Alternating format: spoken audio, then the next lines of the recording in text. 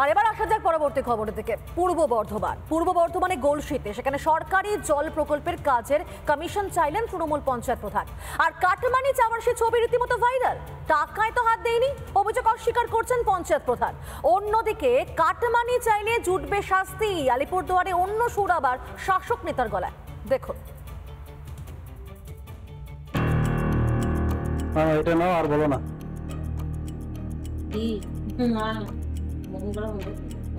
দেখো কত আছে, দেখো তুমি। 5000 দিয়েছি। কি শুনলেন তো? সরকারি প্রকল্পের কাজ হলেই চাই কাটমানি। আবার শুনুন। 1.5 লাখ টাকার কাজ করেও কতজন দিবে? আগে টাকা বলে দিলাম, তো বললি না দেবো, নিয়ে আসতে পারবো। আমি হিসাব করে দেখলাম যে কিছুই থাকছে না, তাহলে আমি কি দেবো তোমাকে? তো 5 দিচ্ছি, তো আবার কত লাগবে? পূর্ব বর্ধমানের মানকর পঞ্চায়েতের তৃণমূল প্রধান ডালিয়া লাহার কাটমানি দেওয়া আর নেওয়া নিয়ে ঠিকাদারের সঙ্গে কথোপকথন ভাইরাল হতেই শুরু হয়েছে শোরগোল। এটা নাও, আর বলো না।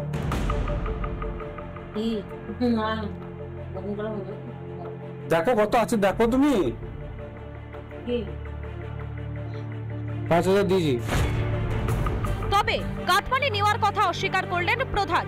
তার দাবি তিনি ছুঁয়েও দেখেননি টাকা, অথচ টাকার হিসেব নিয়ে কথা তো বলেছিলেন। আর ওই টাকা নামানোর যে বিষয়টা কেউ যদি নামিয়ে থাকে, তাহলে নিশ্চয়ই আমি হাত দেবো বা তার দিকে ঘুরে দেখবো। কিন্তু দেখা যাচ্ছে যে আমি ওইটার দিকে তাকাইনি, হাতও দিনি। কেউ যদি ইচ্ছা করে ওটা আমাকে ফাঁসানোর জন্য করে, সেটা তার ব্যক্তিগত ব্যাপার।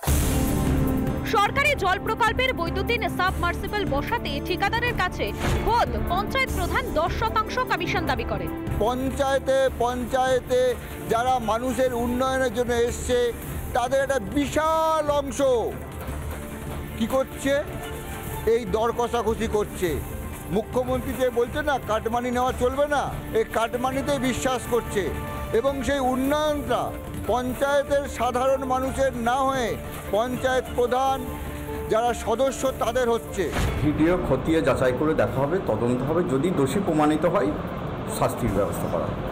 দোষী প্রমাণিত হলে যদি বিষয়টা সত্যি হয়, উপযুক্ত শাস্তির ব্যবস্থা করা হবে।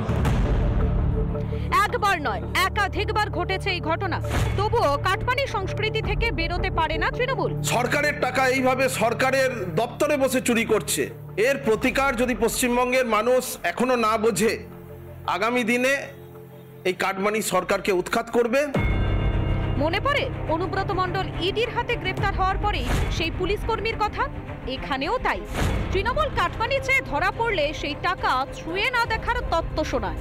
সন্তোষ দাস ও রমেন মজুমদারের রিপোর্ট, রিপাবলিক বাংলা। মমতা বন্দ্যোপাধ্যায় ভুল বলার কোনো শেষ নেই। একের পর এক বেফাঁস মন্তব্য মুখ্যমন্ত্রী। আচ্ছা, সত্যি কি ভুলবশত বেফাঁস মন্তব্য, নাকি এর নেপথ্যে অন্য কোনো উদ্দেশ্য? Don't ask me this question, and more as to what is happening, it is better that you can ask Udham Thackeray, Sharad Pawar and others. They will give you the reply.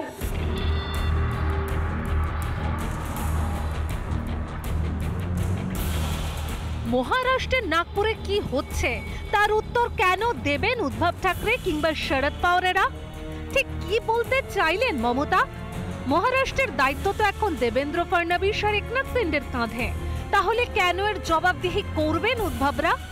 বৃহস্পতিবার সাংবাদিকদের মুখোমুখি হয়েছিলেন মমতা বন্দ্যোপাধ্যায়। সেখানে মুখ্যমন্ত্রীকে নাগপুর অশান্তি নিয়ে প্রশ্ন করা হয়। তখনই তিনি সোজা তীর ঠেলে দেন এমন দুজনের দিকে যারা এখন প্রাক্তন। আরো একবার শুনুন কি বললেন মুখ্যমন্ত্রী। Don't ask me this question. I don't support any violence, and more as to what is happening, it is better that you can ask Udham Thackeray, Sharad Pawar and others. They will give you the reply. But I feel that by only one word will be, we are in favor of unity. আসলে মমতা জানেনই না মহারাষ্ট্রে উদ্ধব ঠাকরে আর মুখ্যমন্ত্রী নন, এখন মসনাদে ফডনবিস ও শিন্ডে সরকার। নিজেদের জোট সঙ্গী সম্পর্কে এই খবরটাও রাখেন না মমতা। মমতার এমন মন্তব্যের জেরে হাসির খোরাক হতে হয়েছে বহুবার। একটা মূর্খ মুখ্যমন্ত্রী, মূর্খ এখনই বলেছে বিধানসভায় সুনিতা চাওলা। সবার সামনে সত্যি কি অনিচ্ছাকৃত ভুলভাল কথা বলেন মুখ্যমন্ত্রী? অজ্ঞতা থেকেই কি যা খুশি বলেন মমতা? নাকি আসলে রাজ্যের জ্বলন্ত সমস্যাগুলির মোড় ঘোরানোর চেষ্টা মাননীয়ার?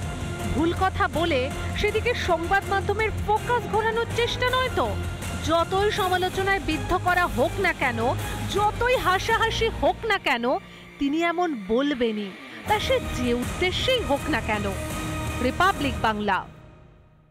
নানা ধরনের কন্টেন্ট দেখার জন্য লাইক করুন, শেয়ার করুন আমাদের ফেসবুক পেজ, সাবস্ক্রাইব করুন আমাদের ইউটিউব চ্যানেল।